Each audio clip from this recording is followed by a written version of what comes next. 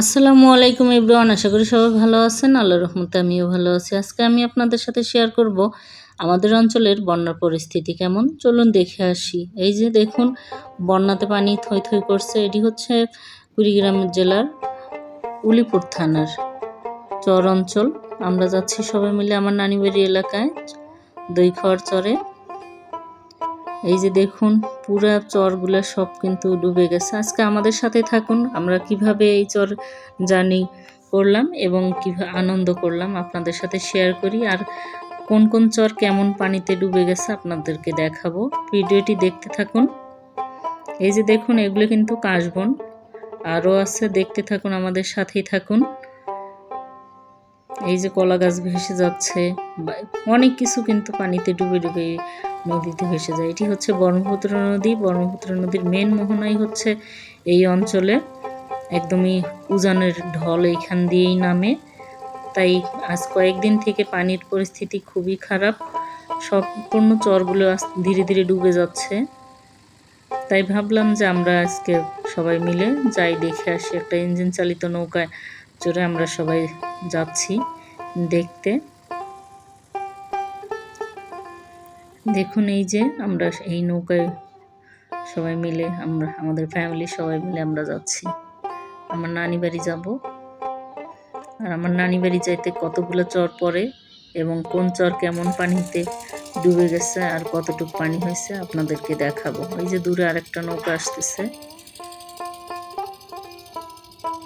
খুবই সুন্দর দৃশ্য, তবে আমাদের জন্য সুন্দর। যারা এই অঞ্চলে বসবাস করে তাদের কিন্তু খুবই দুর্ভোগ অবস্থা। তাদের খাবার পানির সমস্যা, টয়লেটের সমস্যা, বাড়িঘর ডুবে গিয়েছে। আর পানির বন্দি অবস্থায় তারা কোথাও বের হতে পারে না। এইখানে অবশ্য সব বাড়িতে একটা করে নৌকা দেখতে পারবেন। তাদের একমাত্র যাতায়াতের যানবাহনই হচ্ছে এই নৌকা। সব যাদের নৌকা নাই কিন্তু অন্যের নৌকা চাইলে তারা সাহায্য করে, যে আমরা কোথাও যাব বা ডাক্তারের কাছে কিংবা বাজারে কিংবা কোথাও, তাহলে তারা কিন্তু না করে না। এদিক দিয়ে এদের মন খুবই বড় এবং এরা খুবই মানুষকে সাহায্য করতে পারে। এই যে দেখুন আরেকটা নৌকা, এরকম প্রতিটা বাড়ির পাশেই একটা করে নৌকা আছে। এই যে আরেকটা নৌকা। এ কারণ এদের একমাত্র যানবাহনই হচ্ছে এই নৌকা। এরা নৌকা ছাড়া বের হতে পারে না। তাই সব বাড়িতেই কম বেশি দেখা যাবে একটা করে নৌকা।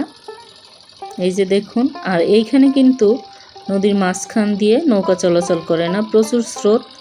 এই স্রোতে গ্রামের পাশ দিয়ে দিয়েই ধীরে ধীরে নৌকা চালাতে হয়। আর এই যে আরেকটা নৌকা আসছে, এতে হচ্ছে কাশ বন থেকে ওরা কাশ কেটে সংগ্রহ করছে ওদের গরুর জন্য। এটা কিন্তু খেতে অনেক মিষ্টি, আমরা ছোটোবেলায় খেতাম। এটা এক ধরনের আখের মতো, চিকন চিকন, তবে ওগুলো গরুর খাওয়া। আমরা ছোটোবেলায় এগুলো নিয়ে ছিলে চাবাই চাবাই খাইতাম, মিষ্টি লাগতো। এখন আমরা যাব আরেকটা চরে। এই চরের পাশ দিয়ে যে যেতে হবে অন্য চরে। এই দেখুন কি স্রোত। এইখান দিয়ে কিন্তু যখন আমরা ডিসেম্বরে আসছিলাম তখন ছিল একদম সাদা বালির চর। আর এই যে পাট গাছগুলো কিন্তু ডুবে গেছে, পাটের জমি এগুলি। তখন ছিল বাদামের জমি, সবুজ আর সাদা বালু।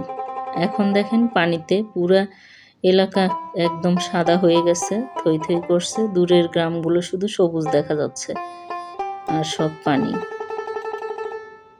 দু চোখ জুড়ানোর মতো দৃশ্য, ভয়ঙ্কর সুন্দর। এই যে কাশবন, কাশগুলোও ডুবে যাচ্ছে। হয়তো 2-1 দিনের মধ্যে এগুলি আর দেখা যাবে না। পানির খুবই ভয়াবহ অবস্থা, ধীরে ধীরে প্রচুর পানি বাড়ছে। পুরো এলাকাটাই এরকম। আমার নানি বাড়ি চরে ওইদিকে মনে হয় আরও বেশি পানি হয়েছে, কারণ ওটা আরও উত্তরে।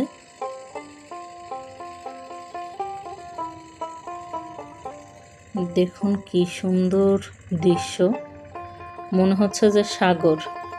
এই ব্রহ্মপুত্র নদীর এটাই হচ্ছে ভয়ঙ্কর রূপ। আর এইখানে এত স্রোত যে আপনার নিমেষেই দূরে নিয়ে যাবে, কারণ এটা উজান দিকে যাচ্ছে এই নৌকা, তাতেই অনেক সময় লাগতেছে। যদি ভাটের দিকে যেত তাহলে কিন্তু নৌকা চালাইতেও হয় না, অটো চলে যায়। আমরা ছোটোবেলায় তখন ইঞ্জিন চালিত নৌকা ছিল না, তখন বাদা মুড়ে যেত পালতোলা নৌকায়, গুণ টেনে মাঝি নিয়ে যেত দাঁড় টেনে টেনে, আমরা যাইতাম, খুবই ভালো লাগতো। ওই যে একটা বোতল ভেসে যাচ্ছে। এইখানে কিন্তু বিভিন্ন প্রকার মানুষের বাড়ি ঘর ডুবে যায়, অনেক সময় দেখা যায় মানুষের ঘর বাড়িও ভেসে যায়, গরু বাছুর ছাগল ভেড়া কারণ সরাইয়ে সারতে পারে না, অনেক জায়গায় ঢল ভেঙে পুরা বাড়ি ঘর নিমিষেই তলায় যায়। এই জন্য অনেক কিছু এরকম, মানুষও অনেক সময় মানুষও মারা যায় যায় এরকম ভেসে ভেসে আসে। ছোটোবেলায় দেখতাম, তবে এখন খুব লোভ লাগে, তাই ভাবলাম যে এই রূপটা দেখে আসি, আর নৌকা জার্নিটাও হবে। তবে আমাদের জন্য যদি কেউ এই এলাকার লোকদেরকে সাহায্য করতে চান, অবশ্যই এই কুড়িগ্রামের এই চর অঞ্চলগুলোতে অবশ্যই আসবেন। আমরা এই যে কাছাকাছি আসছি, দেখুন এই গ্রামটাতেই হচ্ছে আমরা আসব।